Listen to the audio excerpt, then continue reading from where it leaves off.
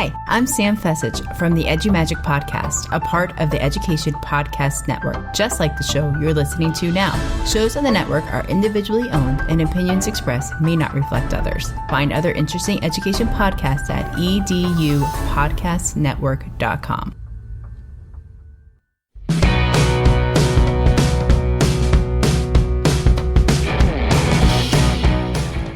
Welcome to episode 109 of the Google Teacher Podcast, your source for the latest Google for Education news, tips, tricks, and ideas you can use in class tomorrow.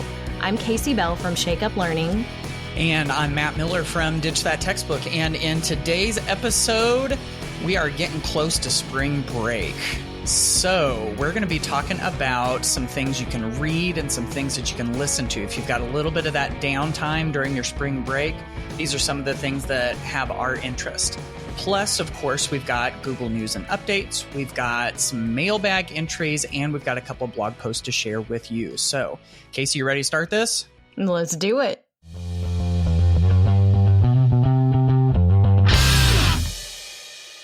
Okay, educators, let's look at what's been going on with Google News and updates. So our first item comes from the Keyword blog, and it is titled Addressing Equity in Computer Science Curriculum with the Kapor Center. And so I found this very interesting. You know, there is a part of Google that's called google.org, and they do lots of charity type of work, donations and things like that. So what they have done is given a grant to the Kapor Center, and they actually received $25 million commitment to increase Black and Latino students' access to computer science education. So I think that's a pretty powerful thing that they are reaching into here. And if you're not familiar with this idea of digital equity, it is definitely something that is becoming a very important topic that we need to discuss. And in this article, they talk about the need for not only computer science being a skill that all students need to learn, but computing is shaping the future of all of the working environments that we are looking at. So it's really diverse. You know, you ask anyone what's going on in different fields, and you're going to find that there is some sort of computer science involved.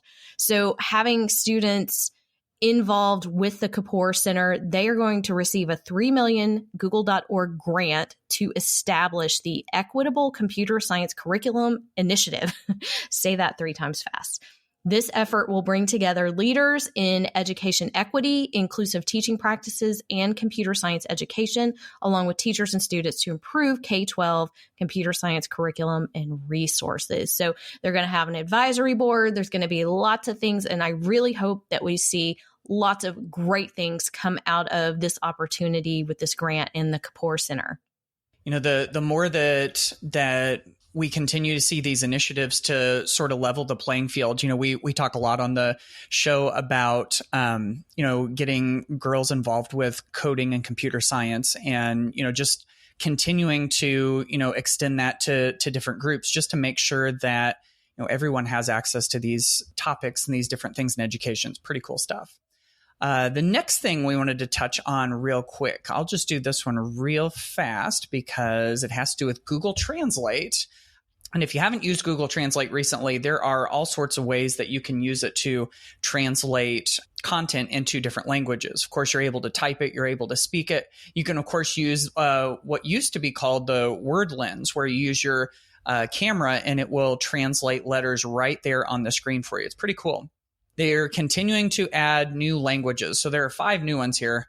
Kinyarwanda, Odia, we've got Tatar, we've got Turkmen, and we've got Uyghur. So there's 5 more languages, which is cool because it continues to grow. We've got 108 languages that go through Google Translate. So if you haven't really used it, this is a great way to stay in contact with parents and family. It's a really good idea for, like front office staff to be able to make connections with family and people that come in, even just to be able to use the app and, use your voice, have it input text and then translate it to another language. It really starts to break down those barriers. So continuing to add more and more languages, we're up to 108 now. And of course, if you're on 90 Day Fiancé, it's going to come in handy. Here we go again. I can't help I it. saw it I coming. know, I can't.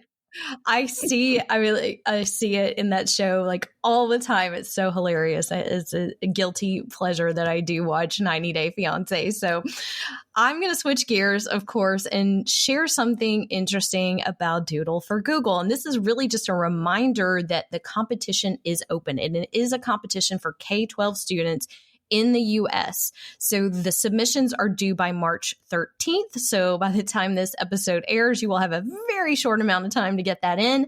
It is a pretty big announcement that they shared who the judges are. And I don't think I've ever noticed who were the previous judges. We have, first off, the Teacher of the Year, Rodney Robinson, and he is from the Virgie Benford Education Center in, let's see, it says he has been working also with a juvenile detention center in an effort to better understand and prevent students from entering the school to prison pipeline. Joining Rodney as a judge is an illustrator and author, Mary Andrew. And so Mary comes from a completely different side of things where she creates these beautiful pieces of art to go along with her works and her essays, and to help her readers feel less alone as they experience the trials and tribulations of life. So very powerful stuff. And last but not least is an entertainer and late night host, Lily Singh. So Lily has been amassing this global audience through social media and her work in entertainment, but she also uses her platform to uplift others. So I think they put together a great variety of judges. So we've got that teacher on there, which I would be complaining if we didn't have a teacher on the panel, but also some people with artistic background and some other great talents to bring to the table as judges for the Doodle for Google contest. So if you haven't explored that, definitely take a look, because there is some serious prizes at stake here. If you didn't know this, the 5 national finalists will receive $5,000 college scholarship and a trip to Mountain View to go to the headquarters. And one national winner will receive a $30,000 college scholarship and $50,000 technology package for their school. So big stuff at stake. Nice. Yeah, that's such a cool program. And the last one that we've got has to do with video calls. So, whether you're using Google Hangouts or Google Meet or something else, either connecting yourself with another teacher or connecting your school and your classes to, like virtual guest speakers or something like that. This post has some tips for better video calls. Now, the post that we're going off of says working from home. So it's actually intended for that. But Casey and I were looking at it and we're going, a lot of these things really apply to the classroom too. So here are a couple of the tips from the post. One is choose the right environment. And they say, there are a couple of things that you can do so that the background of your video call is best. Like they suggest choosing a plain wall in the background, avoid windows that provide too much backlight. I have to be especially careful of that. If I ever do one from my home office here, I always have to make sure that, usually you have your laptop sitting and it's like square straight at you. But if I do that, there's a window kind of over my left shoulder. So I have to angle it so that I avoid that window, because otherwise it totally throws off the light balance. Another one that they suggest is to turn on captions. They say if you're in a loud place and if you don't have super fancy headphones, or, if you're in the classroom, if you're working with students and it would be helpful for them to be able to read, it says you can use Google Meet's live caption feature. Another one that they suggest is, it says, if you're presenting, only share what you mean to share. It says, don't love that moment when you're sharing your screen and then suddenly everyone on the call is reading your email. To make sure that you share only what you mean to share, just present one window rather than your entire screen. So if you do that, whenever you hit to share your screen, you can choose just that one window instead of the entire thing. So those are just a few of them, just a few of the suggestions that they have. Of course, you can pick up all 6 of those tips, as well as anything else that we talked about, including the Google for Doodle information. Google for Doodle for Google. Wow. Google for Doodle. Google for Doodle. That's not really in there, but Doodle for Google. It's a new program that we are starting here at the Google Teacher Podcast. That's right. Yeah, that's right. Information to come. Hashtag. Eventually. Yeah, that's right. If you want to see any of that stuff, but not Google for Doodle, because that doesn't really exist, at googleteacherpodcast.com/109.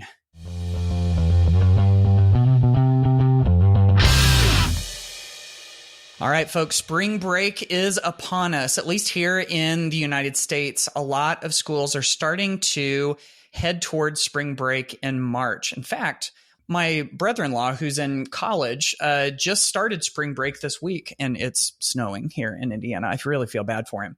But when we get to this, I know, isn't that awful? But when we get to spring break, it sometimes does mean that we've got a little bit of extra downtime, and it means that we can spend some of that time doing the things that we don't have time to do. And for me, and I know for Casey, sometimes that means listening to podcasts and reading books that we didn't get a chance to get to. So we thought that we would share with you some of the books that we have been reading and have kind of caught our eye, as well as some podcasts that you can go check out. So I'm going to kick things off with a personal reading choice. So this is not professional. And I'll tell you that this is actually a little bit harder for me to find examples because I do spend so much time reading professional learning books that the personal stuff that I try to read gets put on the back burner, and it takes me forever to finish these books. So this is one of those that I have been reading in between and when I'm sitting on a plane and things like that. And it's called Girl Wash Your Face. It's by Rachel Hollis. I bet many of you, at least the females listening, have probably read this or at least heard about it. In fact, there's already a second book that's called Girl Stop Apologizing. And I love it. It hits home on so many levels about the lies that we tell ourselves about who we are and who we're meant to be. And she speaks in such a friendly language. And of course, she uses the word y'all. So she's speaking to me. But I have garnered a lot of interesting tidbits from this book and things that you appreciate, whether you're just a female that has been told certain things your whole life about what it means to be a woman and that you have to do it all. And she is the great example of, you know what, it doesn't always work. She tells this hilarious story about jumping on a trampoline, and I'll let you fill in the blank, as an adult with her own children jumping on a trampoline and the little accident that happens to her. And she's just super real and practical. And I think y'all know that's me to a T. I'm always going to keep it real. And I also love that this is out there for women. Books like this didn't exist when I was growing up. There were not people talking about these things, and that it's acceptable to do what you want to do and feel how you want to feel and be who you were meant to be. You know, as young women, we were often just told, just smile, you know, just look pretty, just perform, just do these things. And I hope that this next generation growing up will not believe all of the lies that have been told about women. So even though I do feel like this, obviously the title starts with Girl Wash Your Face. And I wanted to read one of the reviews in here because I feel like it put it together so well. And by the way, this is a #1 New York Times bestseller. It says, with unflinching faith and rock hard tenacity, Girl Wash Your Face shows you how to live with passion and hustle and how to give yourself grace without giving up. So she just keeps it practical. It's okay to fail. There's a lot of mindset work that's in this book, and I enjoyed it. It's hilarious. I love reading real personal stories from other people who hit home on some of the struggles that a lot of us face and we don't always want to talk about. I've heard a lot about this book too. You know, obviously it wasn't written with me in mind per se, but I do have 2 daughters and a wife that I love dearly, and I want them to benefit from all of that as well. So I'm really glad that you included this one in the show. For my non-education book, I wanted to mention Daily Rituals. So Daily Rituals is the subtitle is How Artists Work. And you don't necessarily have to be an artist per se to get something out of it. He identifies artists as writers, composers, painters, choreographers, playwrights, poets, philosophers, sculptors, filmmakers, and scientists, on how they create and avoid creating their creations. And I feel like as I've read through this, it's really just a whole bunch of little snapshots of famous folks that you have heard of through history, and then some that you may not have heard of, and what their daily rituals look like. And, you know, for me, this is something that I've started trying to look at is, you know, what does my day-to-day look like? How am I most productive? Where am I going to get the most out of things? And it's fascinating to see how, you know, how some of the folks in this book have done it. So they've got 161 examples in here. So let me give you a couple of quick examples. For instance, Thomas Wolfe wrote standing up in his kitchen, the top of his refrigerator as his desk. So there was that. There's another one. There's someone named Anthony Trollope, I think, who demanded of himself that each morning he write 3,000 words, 250 words every 15 minutes for 3 hours before going off to his job at the Postal Service, which he kept for 33 years. There's another one, Igor Stravinsky, who was a composer, and it says he was never able to compose unless he was sure no one could hear him. And when he was blocked, like when he was stuck, he stood on his head to clear his brain. So it's just fascinating to see, you know, all of these people who have done amazing, amazing things. And to me, it helps me to see that they had their own quirks. So they were able to be kind of their unique individual selves to do these things. But it also gives you some ideas too. And so I actually have this on audiobook also, and I love to be able to pull it out and, you know, whenever I'm running to the grocery store and I want to play something through the speakers, or if I'm cutting my grass, I can like listen to 1 or 2 or 3 or 5 of them. And it's one of those things you can pick up and put down really quickly. So really, really love that book. That's interesting too, because it's almost like they're finding ways to unlock their creativity through their own quirks and rituals, which at first, when you mentioned this, I was thinking of another book that's called Miracle Morning. Have you ever read that? Oh yeah. Is that by Hal Elrod?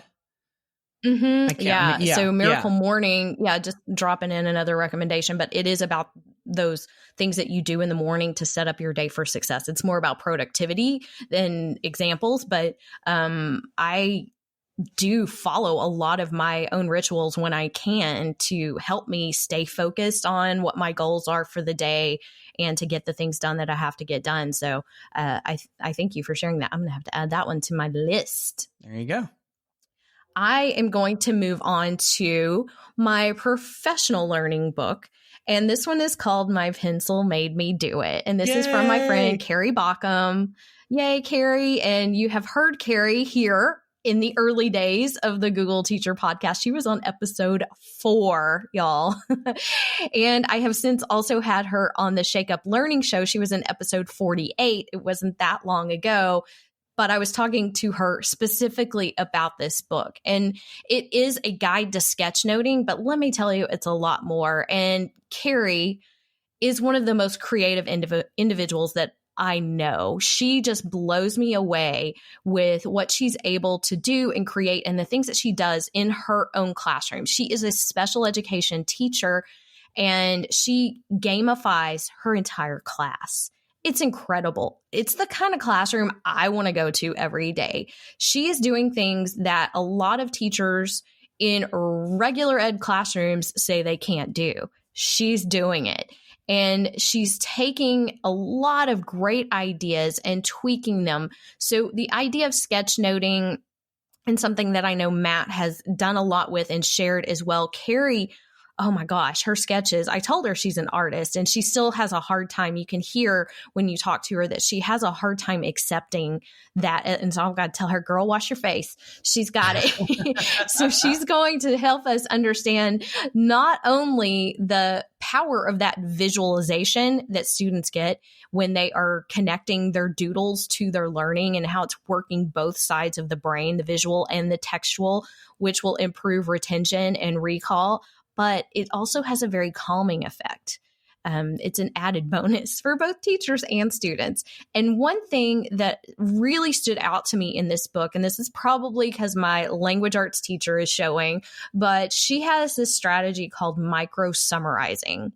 And she shares this in her book, and it's a process of taking big concepts and having her students condense them into 1 and 2 sentences. So although this is a book about sketchnoting, she's combining it with a lot of other strategies. And so sketchnoting is going to help break down that information into those important concepts and big ideas. And rather than having students copy notes down word for word, she promotes summarization for concept retention. So here's what she suggests you try. Take your traditional type notes and cut them into strips or write them on Post-it notes. Then students can revise the notes and choose 1 to 2 sentences to create that summary.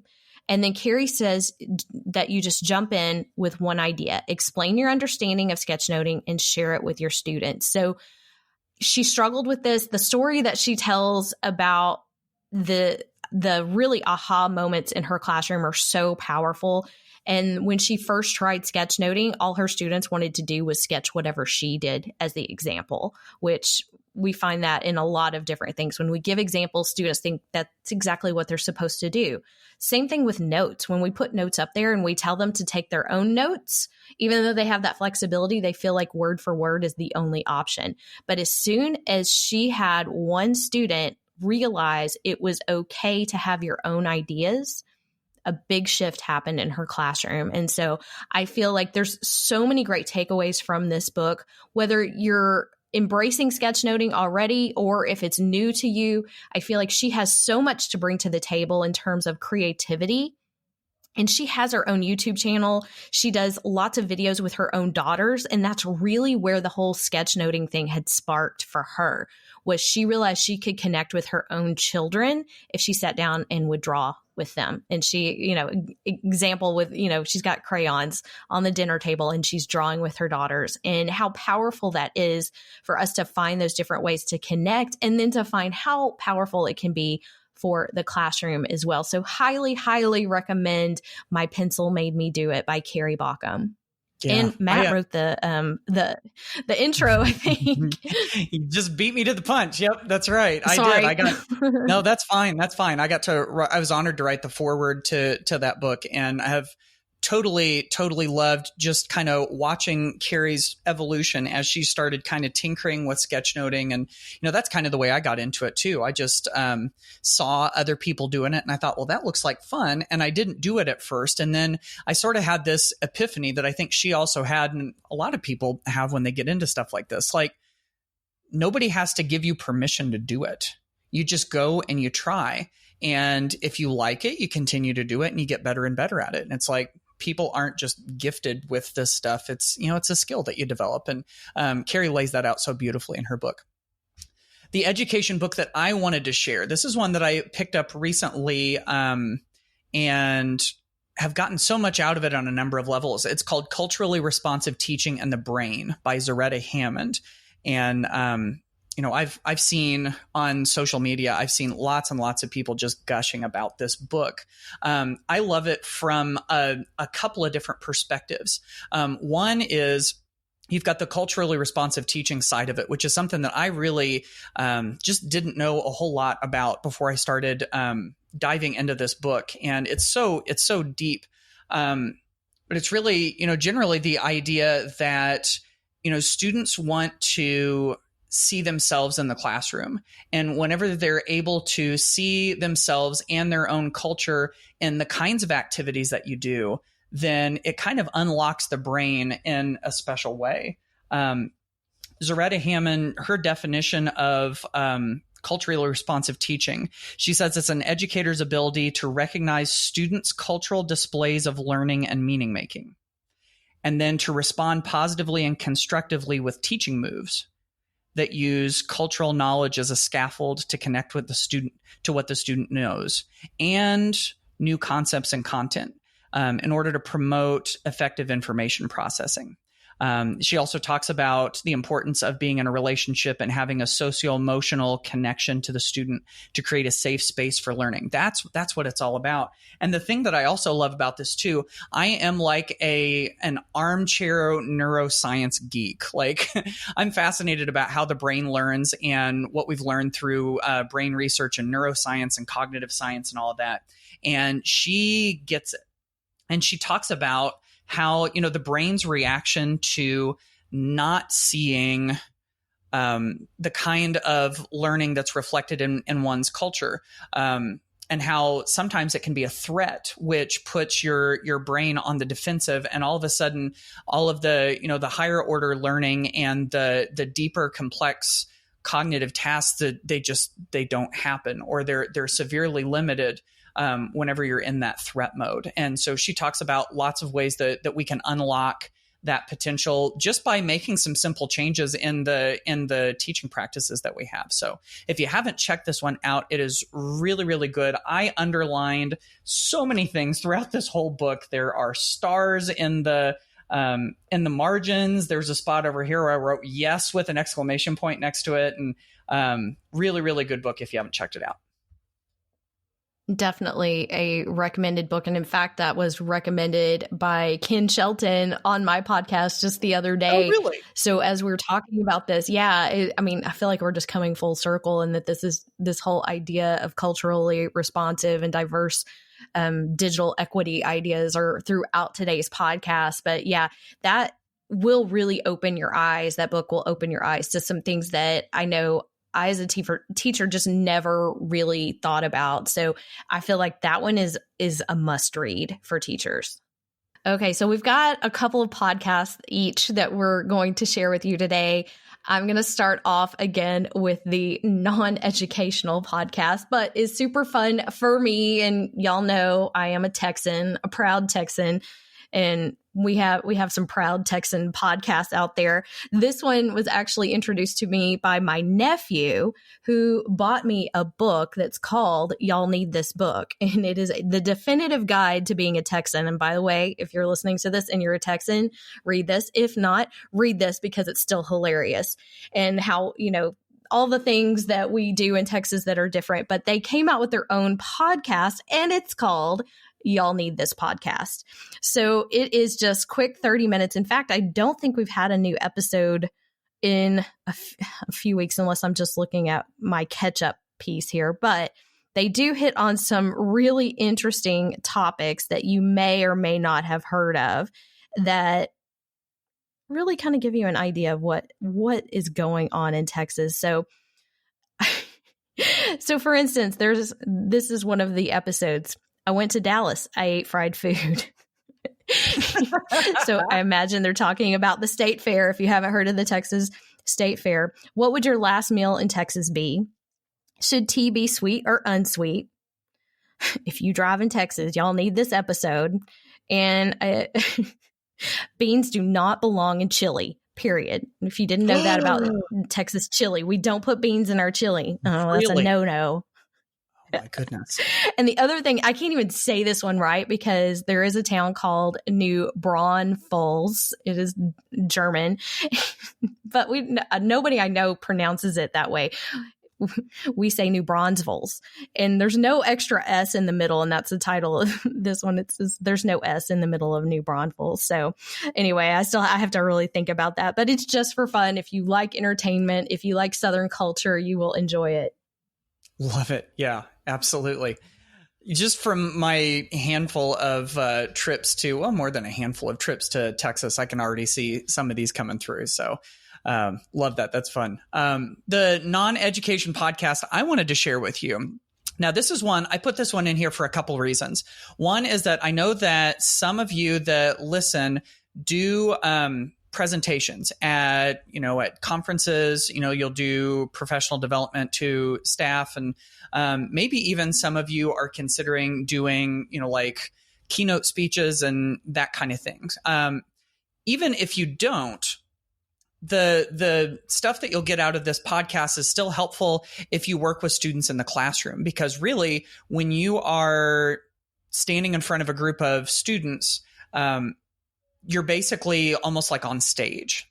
And so whenever we bring kind of like a performance element, not like you have to get up and, act or anything, but whenever you're on like that, you're basically performing. And there are things that we can do to get people's attention. So big, long lead up to the name of the show. This podcast is called Steal the Show.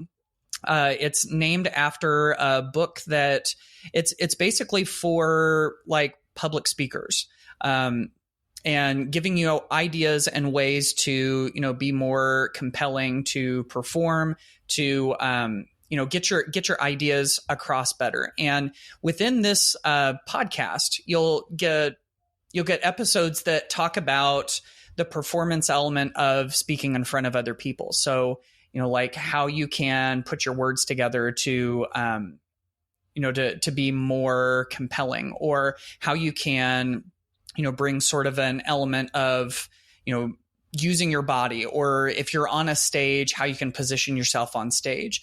But it also talks a little bit about, if you're doing some of those presentations, like, some of the things behind the scenes, like how you use your slides, just a wide variety of things that have been super helpful for me. So if you do any, presenting at conferences, if you do professional development, but even, if you teach in the classroom, there's still some really good things that can come out of that. So that podcast is called Steal the Show. Yeah, that's a great one. I've listened to that one myself, and I have read that book as well. And I think you were the one who told me about it. So really great recommendation there. I am going to move into the educational podcast side now, and I'm going to recommend tried and true, someone you can always depend on to deliver good content, who's concise, who doesn't waste time talking about y'all podcasts. And that is Vicki Davis.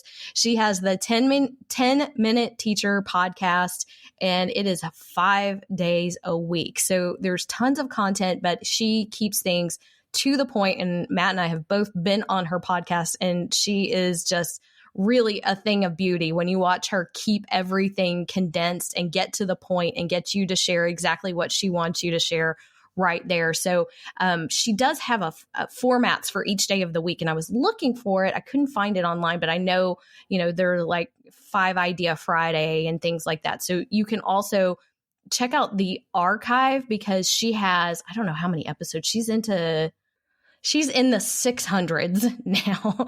She's got a ton. Of course, these are short, and 5 days a week does add up pretty quickly. She also had a previous podcast, and you can get Every Classroom Matters. She has over 300 episodes there as well. But Vicki is someone I have looked up to for years. Her content is solid. Everything she shares, every life that she touches, which I consider myself one of those people that she has made a difference in my life as an educator. So always recommend Vicki. Yeah, I'm the same way. Vicki has a big part of my origin story as a teacher. I started reading education blogs and got ideas from her blog, The Cool Cat Teacher. And, that was years and years ago. And so, definitely agree with that one. The last podcast that I have for you, the education one, this is one called Vrain Waves. So Vrain is spelled Vrain. This is by Ben Kalb and Becky Peters. And what I love about this one is, they've had a little more than 50 episodes or so. They're really good at getting to the heart of what makes teaching and learning effective. So, they'll talk to all sorts of different guests. Some of the ones, will be some of the ones that you're probably familiar with if you're connected on social media. They also will reach out beyond that. Like they've had Manoush Zomorodi, who is real big in the national public radio scene. She was actually a keynote at the ISTE conference not too long ago. They talked about brain rules with Dr. John Medina. One of them that I really liked the most was they interviewed Cal Newport, who is the author of Digital Minimalism, which is a book that I just adore, talking about how we have kind of let our digital devices consume ourselves and how we need to kind of get control of that. So there's always something interesting, it seems, on this podcast. So if you haven't checked it out, that's another good one to see. So we hope you have enjoyed our little tidbits here. So from learning personal stuff, educational stuff, professional stuff, whatever you want to do over spring break. And I have plenty of teachers who tell me they don't want to do anything, and that is absolutely okay. But we hope you will check some of these resources out. And understand why we think they are so valuable. We also, of course, want to mention we do have some other podcasts happening in the Google Teacher Podcast family. So I have the Shake Up Learning Show, which comes out every Tuesday morning. And our producer, Chris Nessie, has the House of Ed Tech podcast. And Matt has a little something going on too. Matt, tell us about yours. Yeah, mine is the Ditch That Textbook podcast. It's 5 minutes a day, Monday through Friday. And I'll just share a little quick idea or an interview from someone, another one of those once a day throughout the week. And you can get that one. Links to all of the things that we've talked about, again, on the show notes at googleteacherpodcast.com/109. There's a letter in your mailbox. Hey, you know what? This is all your mail. Hey, maybe I'll give you a call sometime. You've got mail. Okay, Matt, let's jump into the mailbag today and see what's been going on. Y'all, we need to hear from you. Just FYI, leave us a voice message. Go to googleteacherpodcast.com. Leave us some feedback. We want to hear from you. We want your tips. We want your tricks. And we love sharing them on air. So hint, hint, we need to hear from you.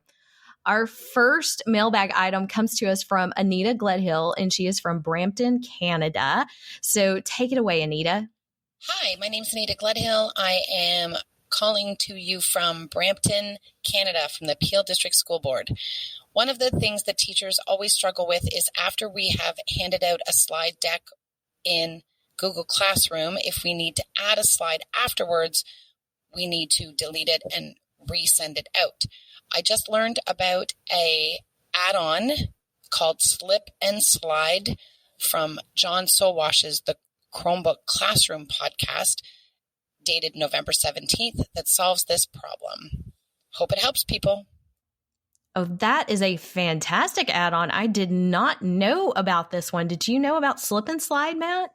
I did not. That was a new one for me too. Yeah, so check it out. It looks like it will override that problem that we've had with disseminating the make a copy through Google Classroom. And when we I forgot to add this, you want to add an extra slide, you can slip and slide it right in there. So what a great name. And it will solve that problem. So thank you so much for sharing that with us, Anita. Yeah, absolutely. Now, there's one more quick thing I wanted to sneak into the mailbag here. This isn't actually in the mailbag, so to speak, but I wanted to give a shout out to someone that I just saw recently. I was at one of my daughter's swim meets just last night, actually, and bumped into, I used to be a high school swim coach, and I bumped into one of my former swimmers, Kayla, who is now coaching also. And she said, hey, I'm in my first year of teaching. She's teaching elementary. And then she pauses and she says, and I listen to your podcast. And I was like, oh, this is so cool. So shout out to Kayla for listening to the podcast. I know you're listening. I see you. I hear you. And thanks to all the rest of you that are also listening to the show. And of course, if you want to jump into the mailbag too and get that slip and slide add-on that Anita was just talking about, googleteacherpodcast.com/109.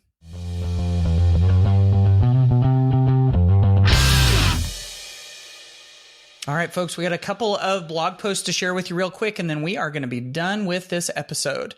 On the Ditch That Textbook blog, we just published a post called 12 Social Media Inspired Hooks for Class. So here's the idea with this one. If you look at all the different kinds of social media that are out there, the different platforms, there is something unique about each one that draws us in. You know, like Pinterest is all about organizing things. TikTok is about recording fun, creative videos. And Instagram is all about images. And so if we look at what that unique thing is for each of them, it can help us to to create activities that kind of mirror those same things. So I've got 12 social media platforms and what the hook is for each one so that you can use those in activities. Those are examples that come from one of the ideas in my new book that's coming out, Tech Like a Pirate, which is scheduled to release in April. So I'm going to be sharing all sorts of ideas between now and then that relate to that book. So keep an eye out for that. Cue the confetti, y'all. It's time for Tech Like a Pirate. Yay, that will be out very soon. I can't wait. I have a couple of things to share from Shake Up Learning. The first is I feel like a must listen episode on digital equity and why it matters with Ken Shelton. He shared some amazing ideas and tidbits and actually helped me forgive myself for some guilt that I've had over the years with teaching. And I highly recommend that you follow Ken, but also give that a listen. I'd love to hear what you think. I also recently put together, out of demand, a post on 13 tools to record audio on Chromebooks and other devices. So there are lots of tools on there that will work on Chromebooks, but a lot of them also work on the other devices that you may have. So that's been a huge question with the whole audio insert in Google Slides. And now we've got this option. How do we do it? What tools do we use? So I'm giving you a ton of options there to go check out. And of course, we've got all of the links in our show notes at googleteacherpodcast.com/109.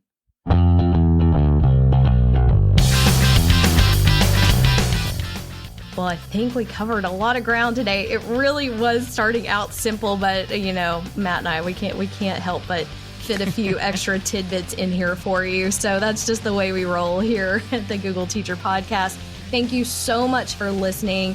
We hope that you're walking away with some neat ideas for learning over spring break, and be sure that you leave us a review in iTunes. We'd love to hear from you, and that helps others find the podcast as well. And please continue to communicate with us on #GTPod, and we will be responding and looking for lots of shares there as well. Yep. And like Casey said earlier, we do love to hear from you and love to share your voice on the podcast too. So again, head on over to googleteacherpodcast.com and leave us a voice message. I think that wraps it up. We will see you on the next episode of the Google Teacher Podcast. Hi, y'all. Thanks for listening to the Google Teacher Podcast. Never miss an episode by subscribing wherever you listen to podcasts and by visiting our website, googleteacherpodcast.com. Join the conversation on Twitter by using the hashtag GTPod. Until next time, keep harnessing that G Suite power, and may the Googles be with you.